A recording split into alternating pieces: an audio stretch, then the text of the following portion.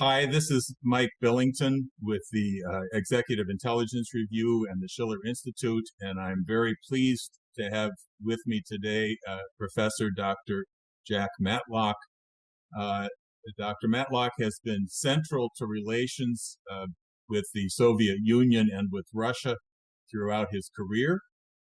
He began as the director of Soviet affairs at the State Department.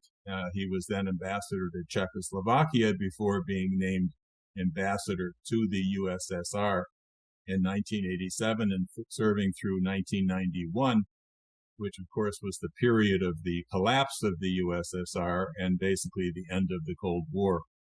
He wrote books subsequently, most famously including one called Autopsy of an Empire on the collapse of the Soviet Union, and a second one called Reagan and Gorbachev, How the Cold War Ended, which we will end up discussing here today.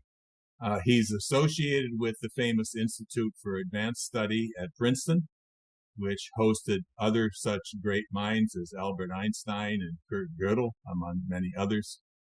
So we're very pleased to have the opportunity to talk to you today, Dr. Matlock. Let me start. Yeah, go ahead.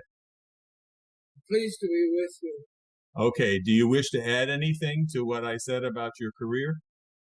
No, that's quite adequate. Okay.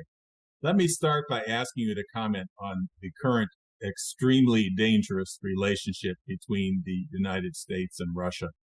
I'm going to read three quotes from leading Russians and ask you to comment. One is from General Major Akhti Ludanov, who is a commander of the Chechen Akhmat Special Forces of the Russian military forces. And he's addressing his comments to the U.S. population. He said, quote, "You probably do not see or hear that your leadership is doing all it can to launch a nuclear war, to make Russia cross the red line and start protecting itself using all these nuclear weapons. If you don't want this to happen, speak out, go to the streets, and stop your government." The Belarus president, Alexander Lukashenko, said that Ukraine's escalation in the Kursk region going on now is an attempt to push Russia into asymmetric actions, let's say the use of nuclear weapons. And Foreign Minister Sergei Lavrov said that the Russian nuclear doctrine is being refined at the moment, and he warned that the U.S. claim to be trying to avoid escalation is, quote, "a ruse. The West does not want to avoid escalation. The West is, as they say, asking for trouble." So what are your thoughts on these sentiments? Well, obviously, we've entered a very dangerous stage because Russia has viewed the actions of the United States and its NATO allies as aggressive actions which threaten its national security. Now, then Russia is a nuclear-armed power with a nuclear arsenal which seems to be fully equivalent, if not maybe even larger, than that the United States holds. One that is much larger than those that our NATO ally France and Great Britain hold.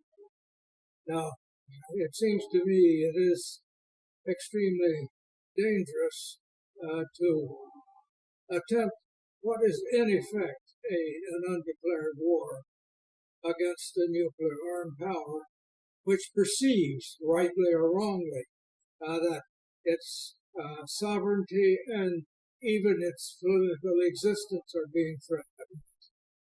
So I think that's a dangerous situation, not so much so that either side is going to initiate the use of nuclear weapons.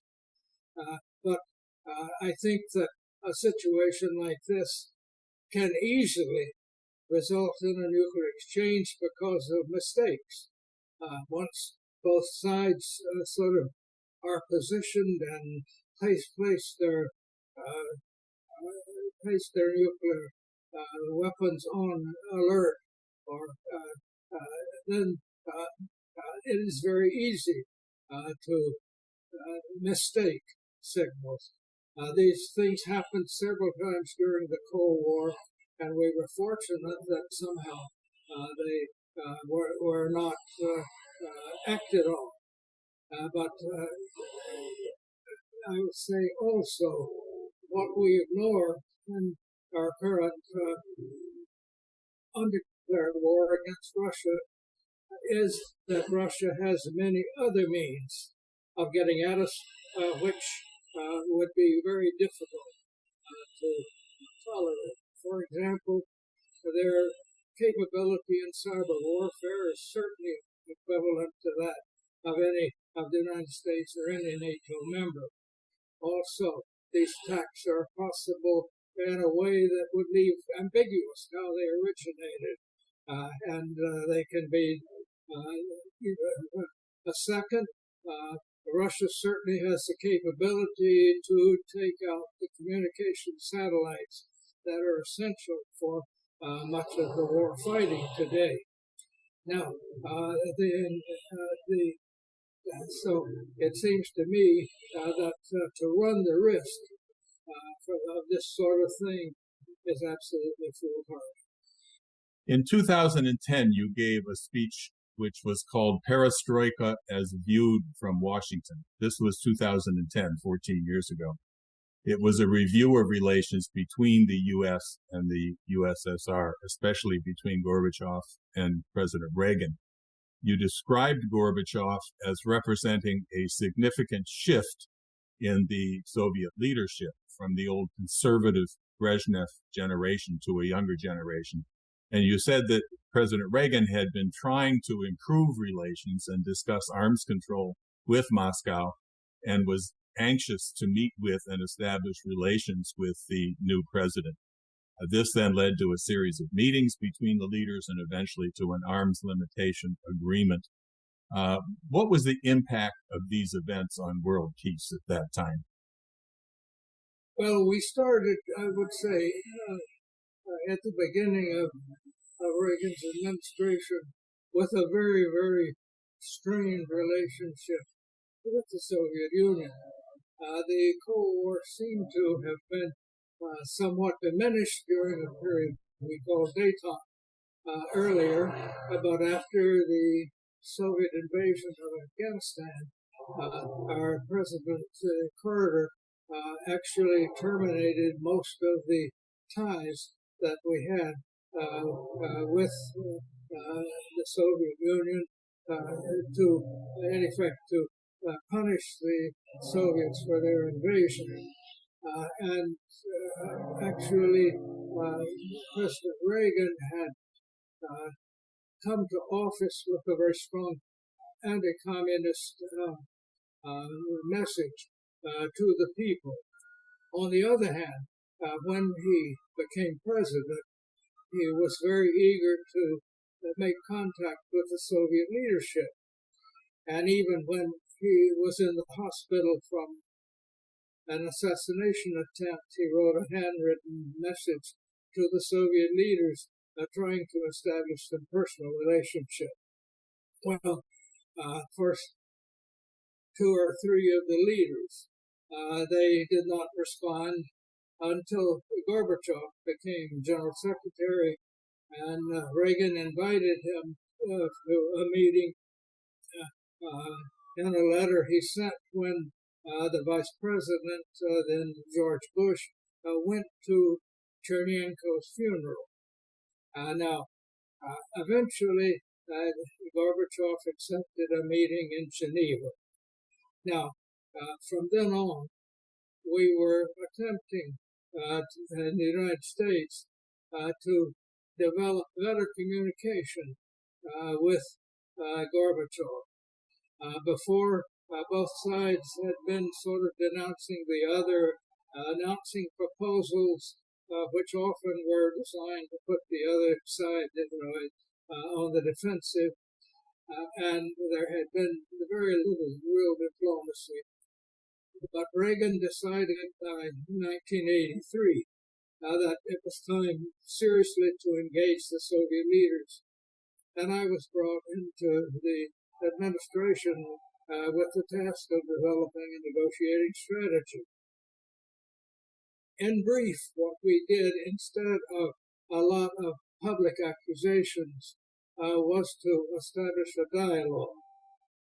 And Reagan, in a speech in January 1983, put out an appeal for negotiations, and instead of making a lot of demands, asked for cooperation. Cooperation to reduce arms, cooperation to reduce armed confrontation in third areas, cooperation to improve human rights. Instead of just saying you are at fault, you've got to reform, we say we need to cooperate to improve human rights. And then fourth, what I wanted to say, you've got to bring down the Iron Curtain, which at that time was isolating the Soviet Union from the rest of the world. But what Reagan said was we must cooperate to build a better working relationship, not using these words that were probably offensive. And then in his first meeting with Gorbachev,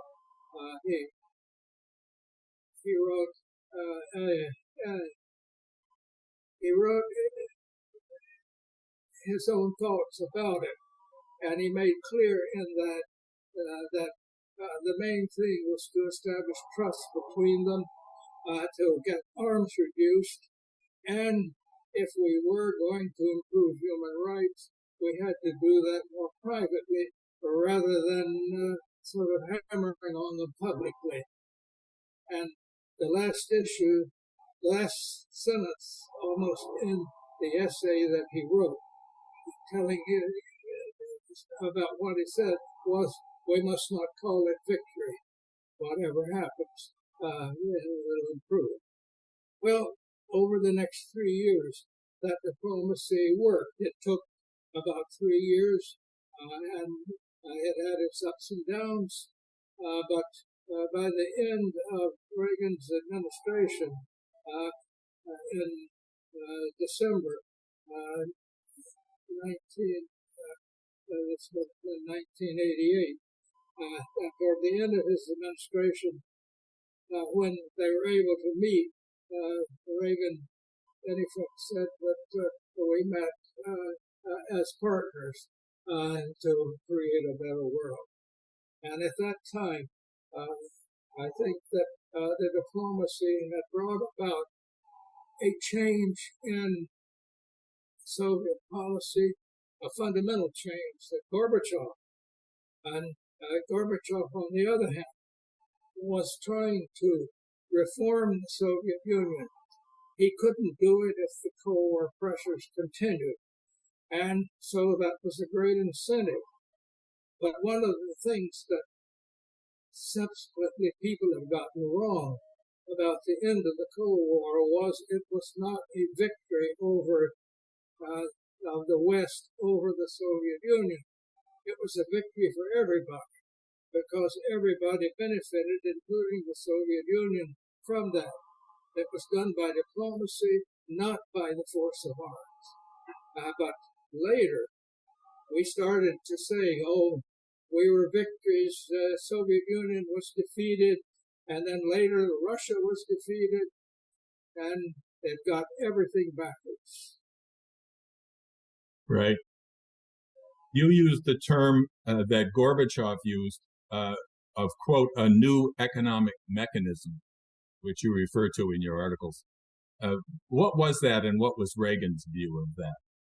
Well, actually, the economic changes were gradual, and at first the changes that Gorbachev instituted didn't work, and his anti-alcohol campaign and his attempt to have more disciplined work, both of them backfired.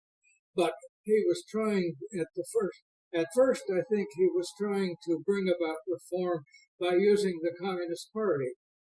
And he found he couldn't do that. So gradually, he began to try to take the party out of total control of the country. This was a complex issue. Now, you say Reagan's view. I think that the basic thing about Reagan's view was, yes, he hated communism and he thought it was a lousy system. But what he objected to was the Soviet attempts to impose it abroad. His idea was that, well, if that's what they want, that's their business. In other words, he didn't start out to try to change the internal political structure of the Soviet Union. He wanted to change the external behavior so that it was more important for our diplomacy that Gorbachev was changing the foreign policy and was increasingly cooperating for arms control. Both Gorbachev and Reagan had a vision of ridding the world of nuclear weapons. They may have been the only two leaders that thought that was possible, but they both did, and they took several steps toward that. So that, but I would say, at that time, we were thinking, well, Gorbachev says he's moving with reform step by step. We've in the past attempts to reform the system has failed. We old-timers knew that Khrushchev earlier had started reforms and then reversed them. So we had to say, well, let's see how it's going to work out. Let's encourage them, but we can't be sure what it's going to do. But I would say that the political changes, and particularly those in the negotiating on the issues that we set forward, were more important than the attempts to reform the economy as far as our policies were concerned. You also referred to a debate in leading Soviet circles, which drew your attention, on, quote, the common interests of mankind. What was this and what's your thought on it? Profound and fundamental shift in Soviet, I would say, in the Soviet, not only foreign policy, but their domestic policy. Since the Communist Revolution, the Bolshevik Revolution, the country's policies, domestic and foreign, were supposedly based upon the Marxist idea of the international class struggle, the struggle of workers or the proletariat against the capitalists or the bourgeoisie. And the theory was that the proletariat would rise up and eliminate the bourgeoisie and create a socialist country which would evolve into a communist country. Now, this was the official ideology from the time that the Bolsheviks won the Civil War in Russia, right after the World War II ended. So that this was a fundamentally antagonistic policy toward the West. And even when they declared that they had achieved socialism at home, they continued to say that the international class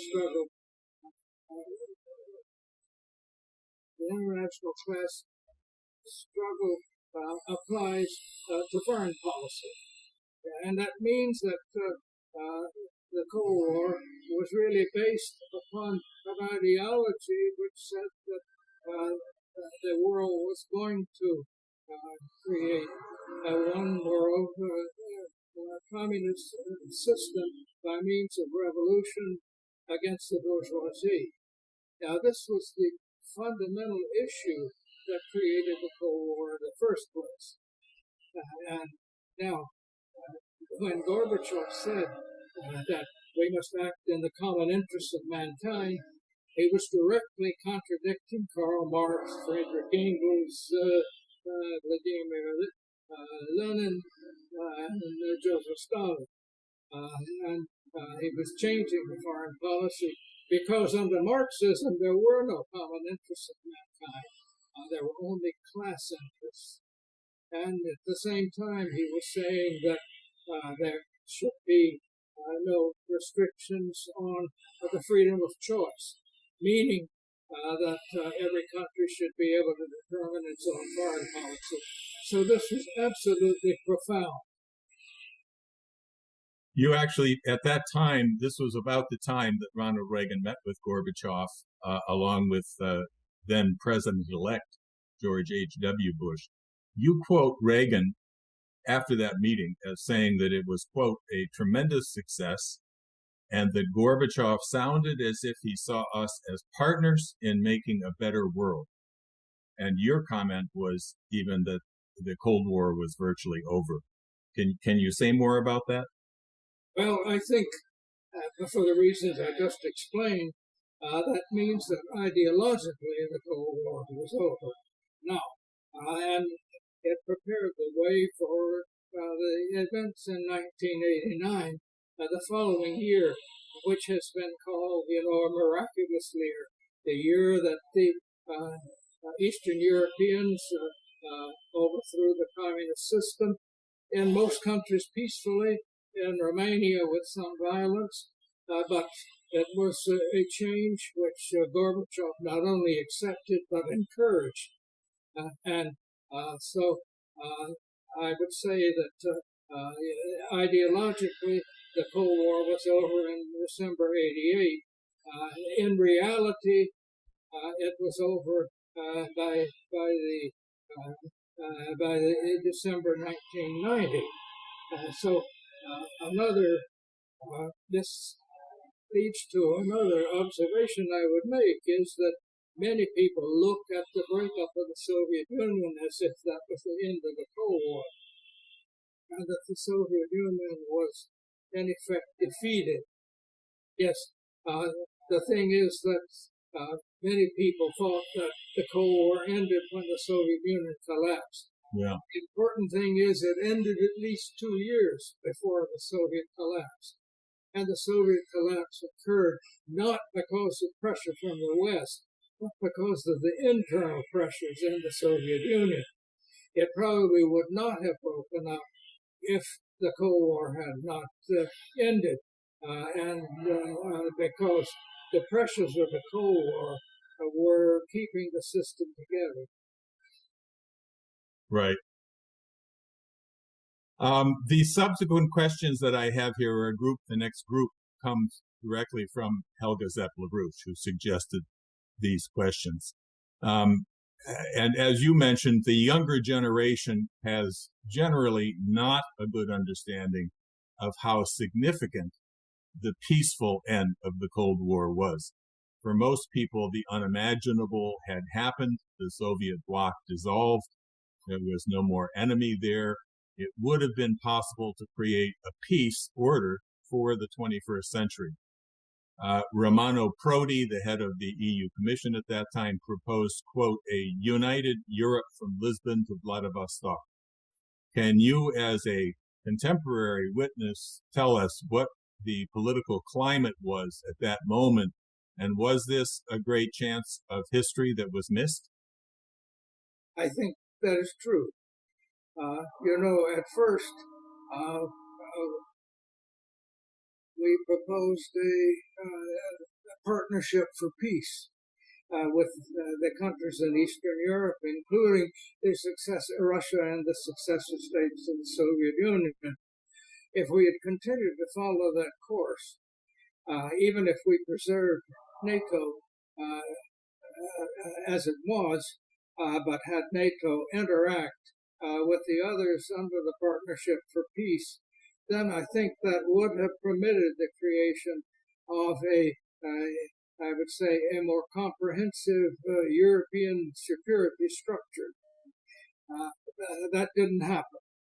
And it didn't happen because instead of the Partnership for Peace, ultimately the United States opted for the expansion of NATO. I think that was a huge mistake. I testified at the time before the Senate committee that at that point Senator Joseph Biden headed. I testified strongly against it.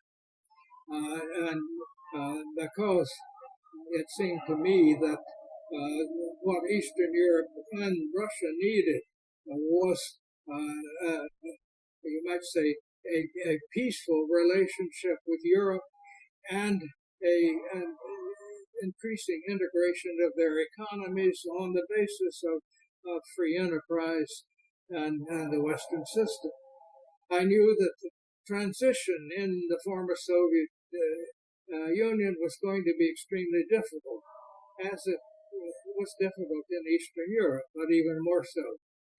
And it seemed to me that if you begin to expand NATO, which supposedly was a defensive alliance to prevent a Soviet invasion of Western Europe at a time when they dominated Eastern Europe, but now they no longer dominated Eastern Europe. The Soviet Union had collapsed. Russia had half the population of the Soviet Union and a military totally in disarray. It could not be a threat to any. So when you start actually expanding NATO, and this implies that there is a threat from other people. And it was clear to me that this was going to make it impossible to have a more democratic system in Russia if Russia felt that the United States was moving in a sense that would threaten them militarily, moving into areas, making allies, military allies of countries and areas that had been traditionally dominated by Russia. And of course, I would say at first the Russian presidents accepted this reluctantly, but they made it clear that it shouldn't continue, particularly to the Balkans. But the main thing was, it was not so much the existence of an American guarantee that it would consider any attack on one of the NATO members as an attack on itself. That didn't bother them that much. I was told by the Russian ambassador at that time, look, we're not going to be threatening these countries. We don't care if you give them that guarantee. The sensitive thing is putting bases there, military bases, that we cannot accept. But that's precisely what happened. And even though the treaty that unified Germany stipulated that there would be no foreign bases in the territory of the former German Democratic Republic, and also no nuclear weapons, then there began to be plans from later to station bases in the East European countries. Particularly sensitive was the placing of anti-ballistic missiles bases in Poland and Romania. It was claimed that we needed to put these bases there in order to protect from possible missile attacks from Iran. Well, look, at that time, Iran didn't have missiles capable of it and didn't have any grievances with our West European allies. It was sort of an absurd reason. And second, the missiles actually being deployed could, with a change of software, be offensive. This also happened as the United States withdrew unilaterally from most of the arms control and arms reduction agreements that we had negotiated with the Soviet Union during the Reagan and first Bush administrations. So we were walking away from the very agreements that allowed us to end the Cold War, and for no good reason at all that I could perceive.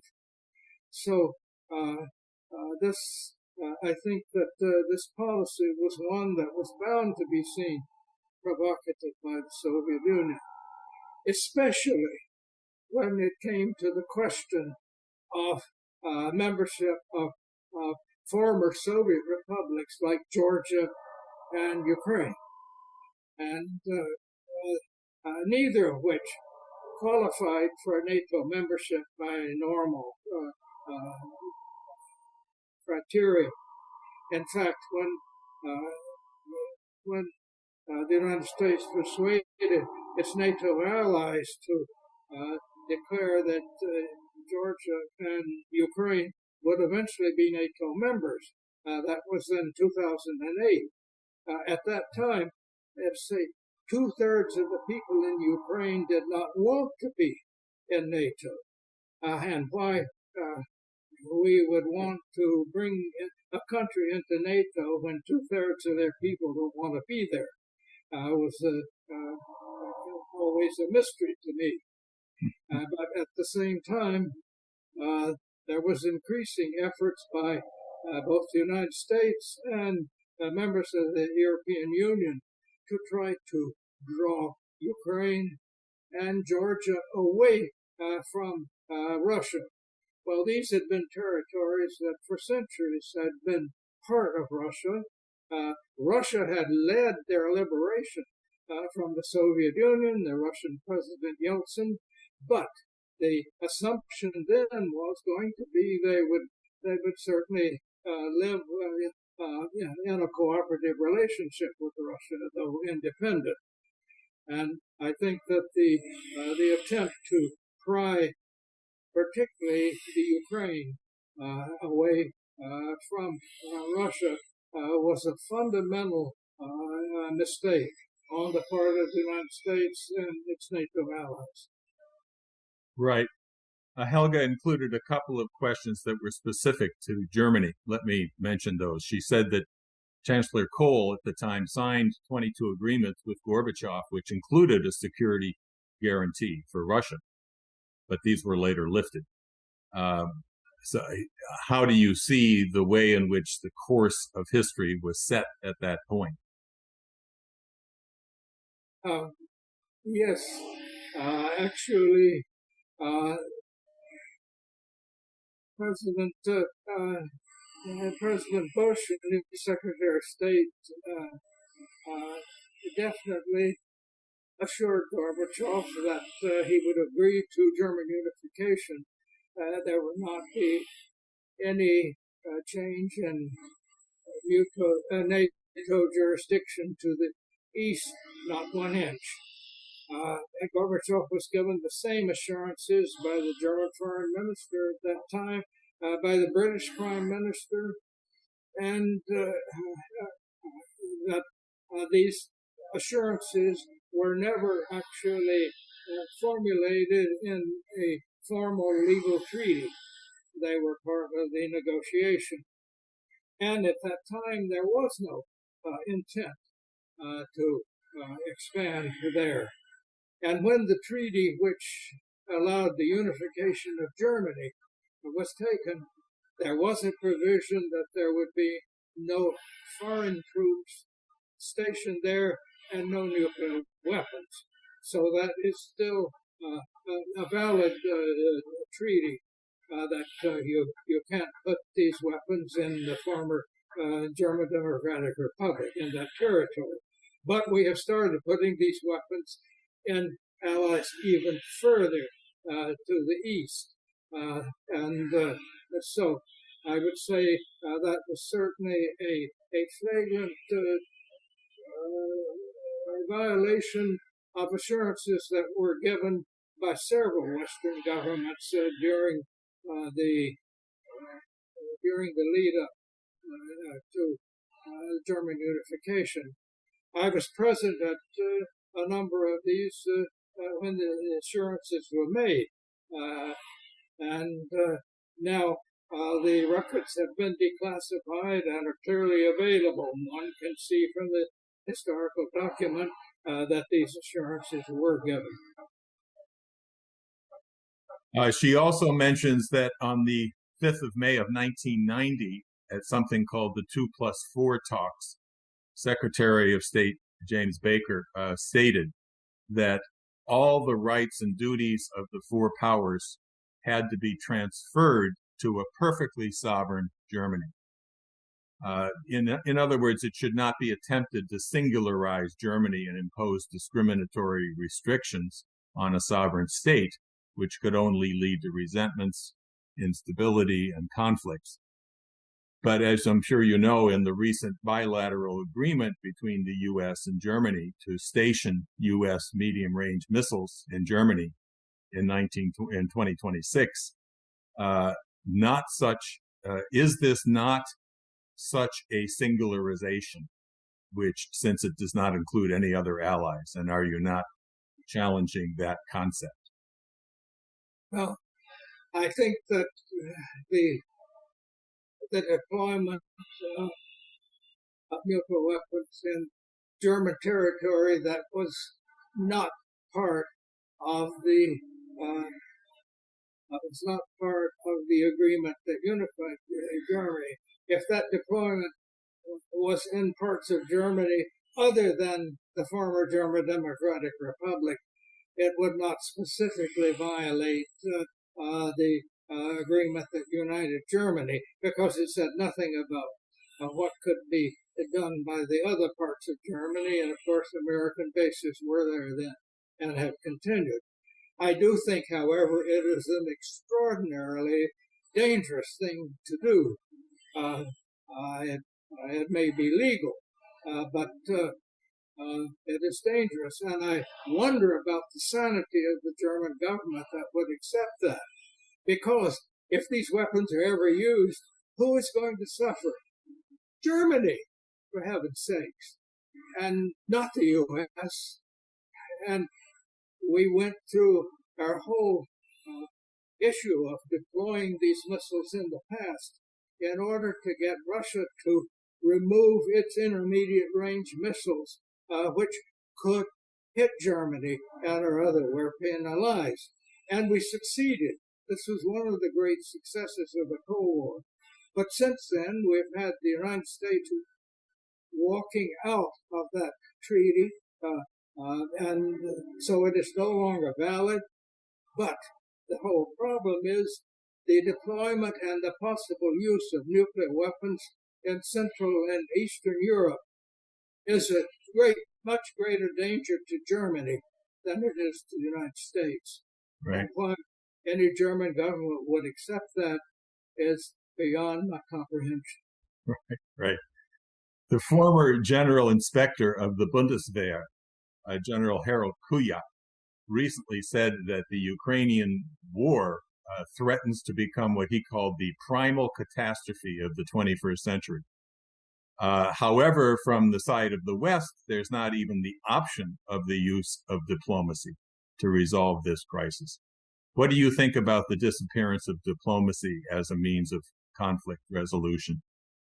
Well, obviously, diplomacy has disappeared, and we're down to publicly threatening, and more than just threatening, actually feeding a war which is turning out to be catastrophic for Ukraine. And I'll tell you, unlike most people who comment on this, I know Ukraine very well. I'm not only fluent in Russian, I can understand and read Ukrainian, and I've been there many times. I was a great supporter for the preservation of Ukrainian heritage. Every time when I was ambassador and had public speeches in Ukraine, I read them in Ukrainian, not in the Russian language. However, the current Ukrainian government is on a suicide course if they continue the hostility to Russia. The invasion of Ukraine never should have happened and would not have happened if the United States and NATO had given legal assurances that Ukraine would not be brought into NATO. This should have been given all along. What people forget is how countries react to what they see a hostile military alliance on their border. The United States entered World War I against Germany for, in part, the reason that Germany was trying to conclude a treaty with Mexico that would be hostile to the United States. We consider this a cause for war, and why we don't understand that trying to remove Ukraine from Russian influence and put military bases there would be, in their case, absolutely unacceptable and worthy of defense.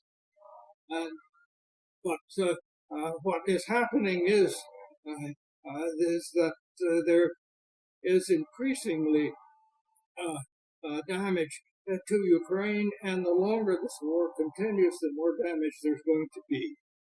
And again, people have to understand that we have not followed the developments in Ukraine the way Ukraine, with Western encouragement, was increasingly hostile to the Russian speakers in their east.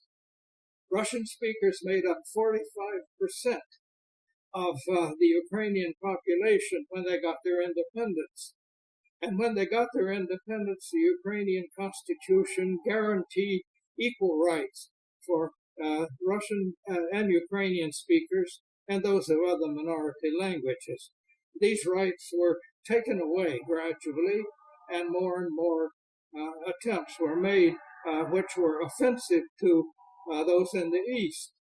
And then in 2014, you had a coup d'etat against the leader, the elected president, backed by the United States and European Union representatives. Obviously, to any Russian leader, not just Vladimir Putin, that would have been an absolutely impossible hostile act, which they had to react to. And in particular, they were not going to lose their naval base in Crimea. Another thing we need to remember is these borders that right now the Ukrainians say they want to recover were created not by nature, but by the decision of two men, Adolf Hitler and Joseph Stalin, all except Crimea. Crimea was added as something that actually made no difference at the time by Nikita Khrushchev, a communist leader of the Soviet Union. So that these are not preeminent historic boundaries. And the irony now is that the Ukrainians, largely those in the East, which are dominated in their thinking by neo-Nazis. We tend to ignore that. Or when Putin points it out, we say he's lying. He's not lying. And the thing is that there were a lot of reasons that Russia would resist militarily when he saw the increasing involvement of the United States and the West in the internal politics of Ukraine, and also in trying to remove Ukraine entirely from any Russian influence. It's a tragedy for Ukraine that this is going on. And I would say furthermore that the sort of economic sanctions that the United States and the EU have imposed on Russia are normally sanctions that are imposed only during a state of war. This, under the United States Constitution, only Congress can declare war. Congress has not declared war, but repeatedly the president has simply done acts which are normally, under international law, matters of only permissible during war. And furthermore, I would say the economic sanctions against Russia are failing to do what they were aimed to destroy the Russian economy, but it has not. It has only tended to make it more autonomous, and of course has made it turn to China, Iran, even North Korea. In other words, these issues which before they were cooperative with the West in dealing with have now become sort of anti-Western. This is something which in the long run is going to be very much disadvantage of the United States and to Western Europe. Again, I don't understand how current leaders don't understand that. I have characterized our policy, and I would also characterize the policy of our NATO allies in Europe as myopic and tunnel vision. Myopic because it doesn't look into the past and the developments. Tunnel vision because it cuts out any evidence that would contradict the current narrative that is being peddled. And furthermore, I've at times said it's autistic for that very reason. It concentrates on certain things and ignores others. And I do think that this is not going to end well for the United States or its military allies. In terms of Germany, one last thing along the lines of what you just said. You've already said that you found the German decision to accept these U.S. advanced missiles on their territory to be inexplicable. What would you wish to tell the German people in face of this danger, in light of the specific history that Germany has with Russia, both in respect to the Soviet Union in the Second World War, but also with Russia in respect to the unification of Germany? Well, I cannot understand why German leaders would follow the policies they are. And I simply don't understand it because I don't think it's in Germany's interest. And of course, what we hear and what the American public is hearing, we have a duty to defend democracy in Ukraine. This is absurd. Ukraine is the furthest thing from a democracy. It has a government that was the result of a coup d'etat.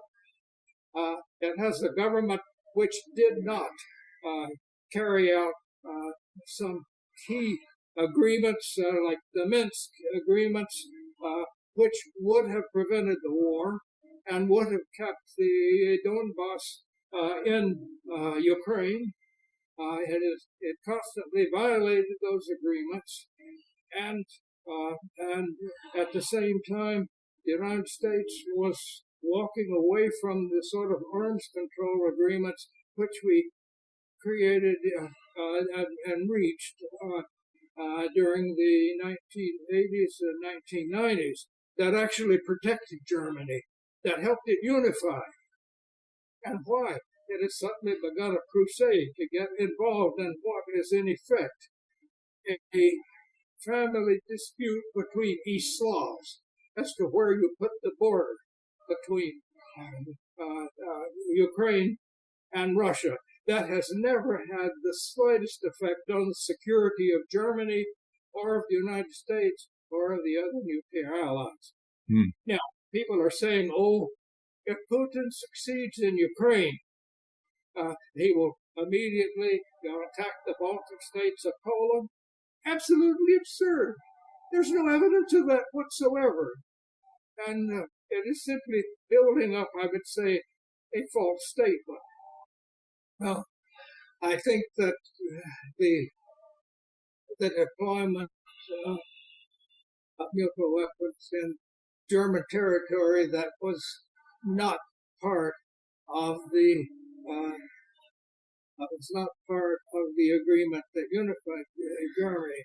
If that deployment was in parts of Germany other than the former German Democratic Republic, it would not specifically violate the agreement that united Germany, because it said nothing about what could be done by the other parts of Germany. And of course, American bases were there then and have continued.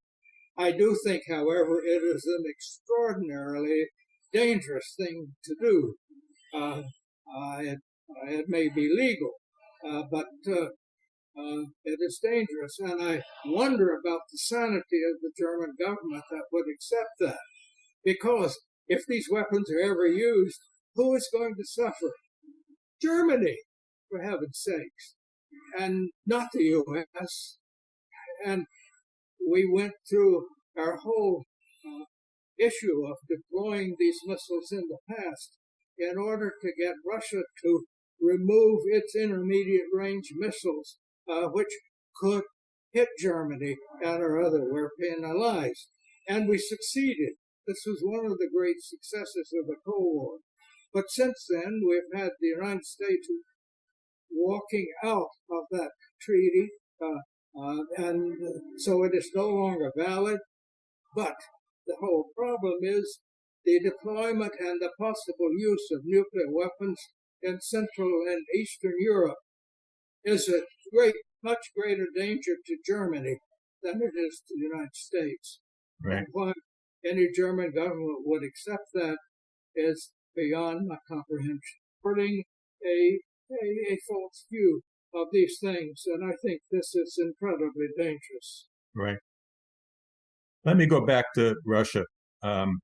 When George Bush was inaugurated in 1989, you wrote a memo from Moscow in which you said that you were, and your words were, quote, not optimistic that the perestroika reforms would greatly improve the Soviet economy.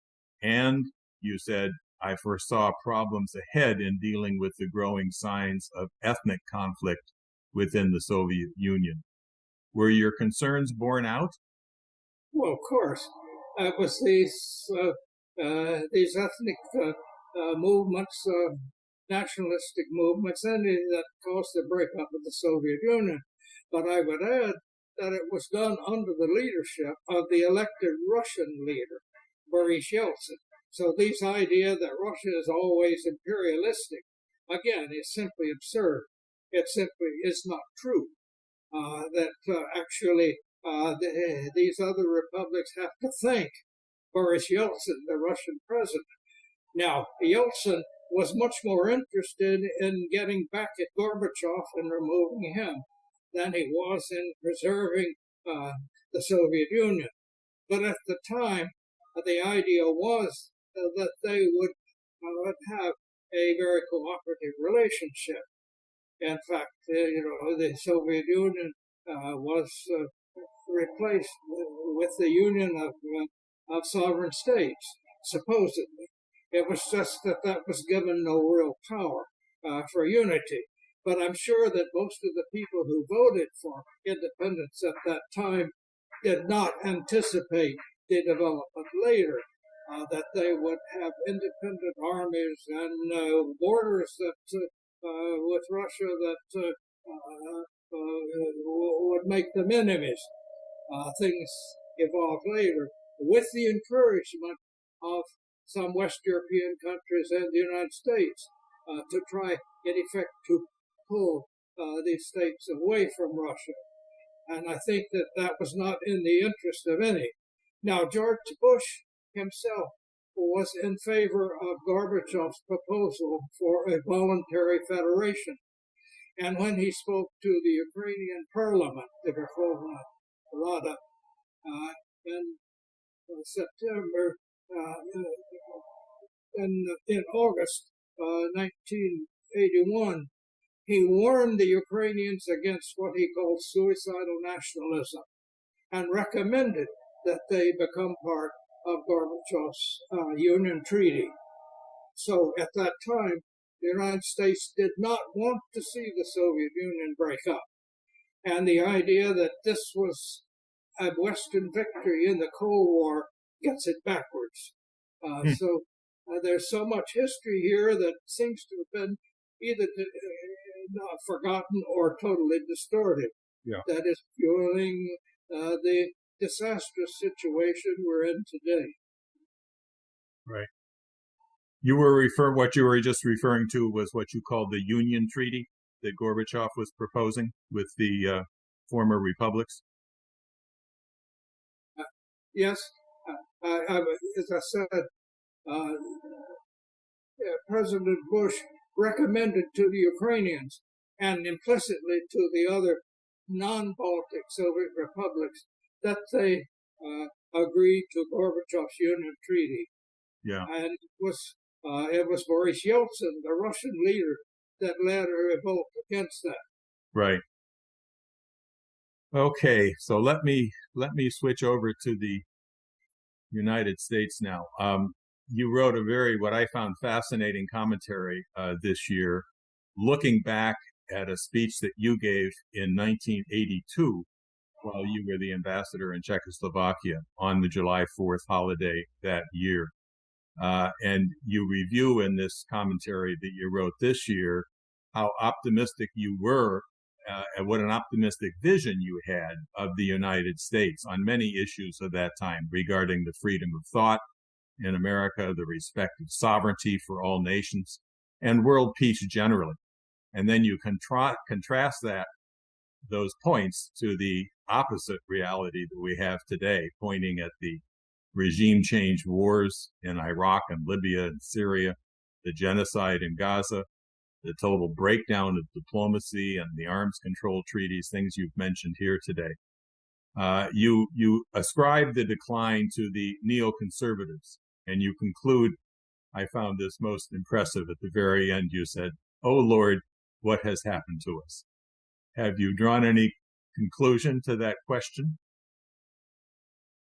Well, I wrote that particularly because of the fact that while we are in many respects condemning what is happening in Gaza, the United States still has continued to supply the arms that the Israeli state, now under its current leadership, is using, which meets, in my opinion, all the definitions of genocide. I think the roots of that come back to our domestic politics, where many of the people who support Israel at all costs, regardless of the fact that Israel very frequently violates almost all of the standards we would expect from a nation state under our professed New World Order, or rules-based New Order.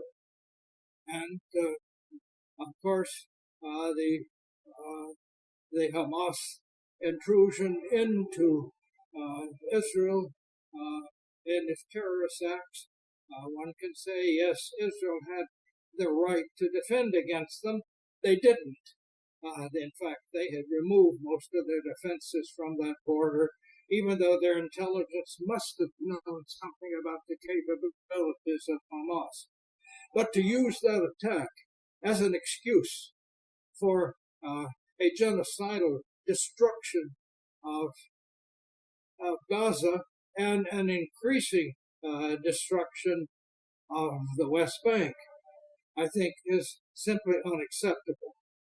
And it has been, I would say, in these issues, it has been the policy of the United States consistently to try to discourage these settlers in the West Bank because the Israeli control of the West Bank and the control of the borders of Gaza is not legal under international law. So in this case, the United States, I believe, and many others, does have the power to say, no, don't do this, and by removing the means for them to do it. But while our president has said that He disagrees with the Prime Minister of Israel and so on. Nevertheless, he has refused to take the one step that would prevent this from happening. That is simply terminating supplies or protection of Israel as long as they are involved in the destruction of Gaza. But I attribute that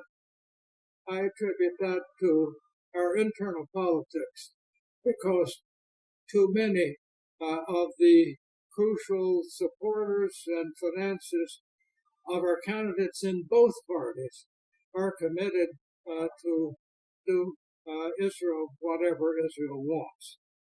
And I take that more as a matter of domestic politics or a result of it than obviously an attempt to support a new world order. Right. You argued in an article that you wrote that was mostly about the role of intelligence agencies that Donald Trump won the 2016 election because, and these are your words, Secretary Clinton, if president, would continue and intensify our chaotic and destructive military interventions abroad. Is that likely to be the case this year as well, given the current circumstances? I'm not sure I put it quite that way. My view was that Clinton lost the election because she showed, I would say, contempt and disdain for a large section of our electorate in the Midwest and South, calling them deplorables. I was appalled by the Trump victory. So I don't think it was primarily because of foreign policy issues. I think it was much more domestic policy issues and a result of what we have now called our cultural struggle within the United States. Now, having said that, I think that the main thing I objected to with Secretary Clinton was her aggressive foreign policy and so on. But now, in the case of Trump, I think that he turned out to be, I would say, very dangerous as a president. He's totally unpredictable, and one might think he might be better on this issue or that issue than somebody else, but you can't count on that. So that now I don't know how this election is going to turn out. It's going to be, I believe, very closely fought, but it is being fought, I would say, 98%, maybe 99% on domestic issues. Our electorate is simply not paying attention to foreign policy. And if you look at the issues that our voters tell pollsters, foreign policy may be on the list of 4% of our electorate. I think that's something that must be understood. So this is an election which is not being driven by foreign policy. And that's the tragedy, because we in the United States are really not debating these real issues that go on. And we are being fed a particular approach by I would say a group that simply in Washington, who control the media and the government, they're being fed, which I think is a false view of foreign policy. But in general, for American voters, they are going to vote on the basis of how they see domestic issues, issues like inflation, issues like immigration, and many others. And those are the ones that are going to decide it. Unfortunately, foreign policy is not playing a big role. Right. You wrote in 2018 an essay you wrote about John Quincy Adams. that you, in 2018, read a speech that John Quincy Adams had given to the House of Representatives back in 1821. This is the famous speech in which he says that the U.S. does not go abroad in search of monsters to destroy.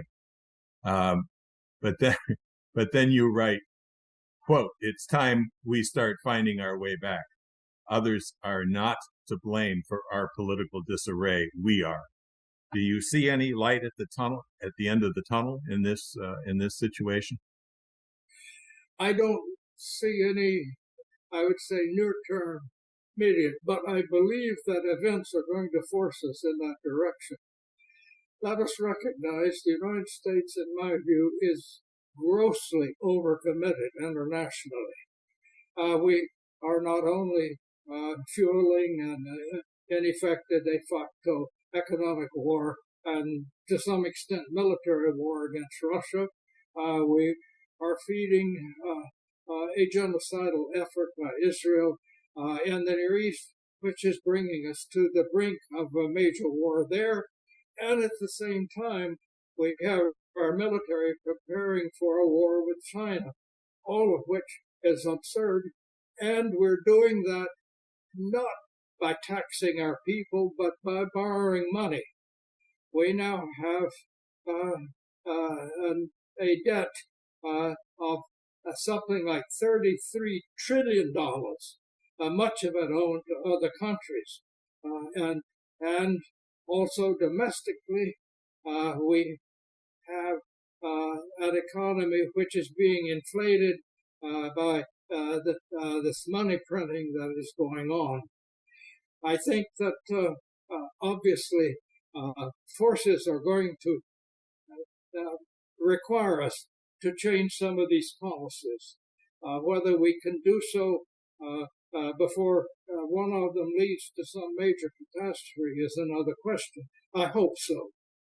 And it does seem to me that in the final analysis, the American people are not going to support getting the United States directly involved in a war that is brought to them in the United States. So that I can't foresee the future, but I believe that the current situation cannot be sustained, either economically or militarily. And if we're going to deal with these problems without further damage and dangers to humankind, we need to come back to diplomacy. And it's going to be hard to do that overnight, but it is going to require a change of thinking. Let me ask one last question, which is on the intelligence community itself.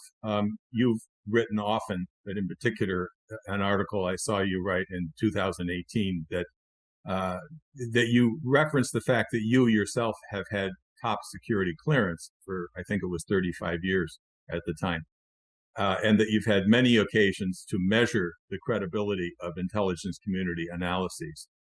And you wrote that the official so-called intelligence community report that claimed it proved that Russia had interfered in the 2016 election was, in your view, on a par with the claim that Saddam Hussein had weapons of mass destruction, which of course turned out to be totally false.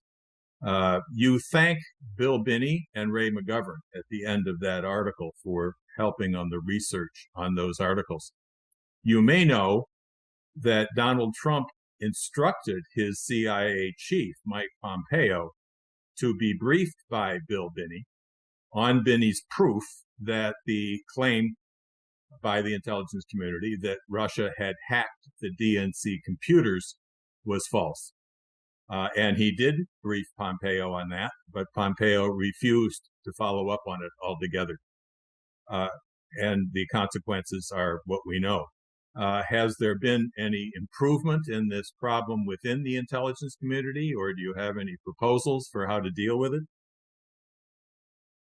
Well, first of all, the intelligence community as such did not make that determination. It was claimed that. But when you actually read the report, you found that it was only three agencies, the FBI, the NSA, and the CIA, and selected analysts there. The State Department and the Defense Department intelligence agencies were not involved. So the claim that this was a determination of the intelligence community was simply incorrect. And anyone who read that report could see that if you understood it. And yet our media was carrying it as if it were an intelligence report. In fact, the State Department intelligence had refused to sign it. For the reason they simply didn't believe that. Now, you ask about situation today. I have a great respect for the current director of the CIA, but actually the CIA and other intelligence agencies are not supposed to be those making policy. At least they were set up to advise the president, and normally they were not expected to give policy advice. The policy advice would come from the State Department or on military matters from the Defense Department. And so at present, though I do see that in some respects, I think that is being improved. But the problem is, right now, I would say we have entirely too many agencies involved. And the trouble comes often when you have your domestic agencies trying to dictate foreign policy. You have so that in many cases, some of the problems, for example, in expelling diplomats and whatnot, this often comes from the pressure not from the CIA but from the FBI in the United States. And you have to understand, well, the FBI thinks that if you have spies here, they are your greatest threat. Well, that may not be. I don't particularly like spying, and I think when you catch them, they should be expelled. But this idea of closing whole diplomatic establishments and so on, which is going to be reciprocated and has been, has turned out to absolutely impoverish the instruments we have for diplomacy, particularly with Russia. And I think that's too bad. But my gripe is not so much with any particular agency, and I do not know what kind of advice the CIA is giving the president now. I simply can't place judge on it. But I do know that the president and the Secretary of State certainly have the right and the duty to make up their own minds and not to be led overly by on policy matters by intelligence reports. Well, thank you very much. Do you have anything you'd like to add to what we've gone over? I think we've covered everything so much.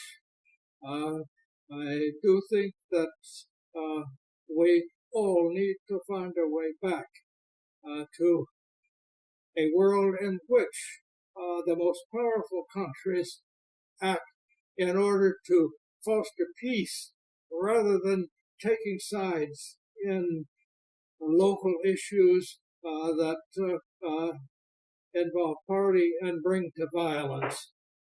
Instead of feeding the violence, we and our West European allies need to be finding ways to diminish the violence and to cooperate. The overwhelming issues facing us are going to require that. The rapid degeneration of the environment, which is causing all sorts of things, such as mass migrations and so on. These wars exacerbate all of these. and make almost nullify any efforts we may, for example, to decarbonize the atmosphere and so on. So unless we can find a way to deal with this, we're not going to be able to deal with the bigger issues confronting us.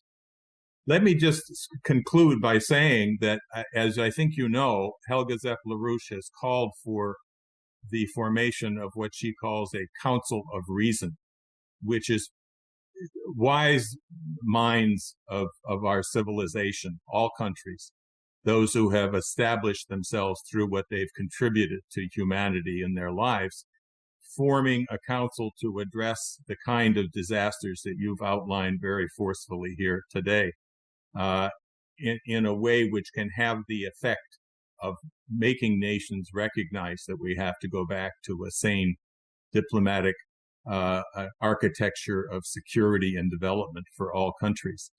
And we certainly encourage you to be part of that kind of an effort, which I think you've contributed to through this discussion, and which we can continue discussing as we go forward. Yes, I think that's a good idea. Okay, well, I thank you very much for this, and I'll get it to you as soon as we have a transcription and any further feedback. Okay, thank you very much. Thank you very much. So long. Bye.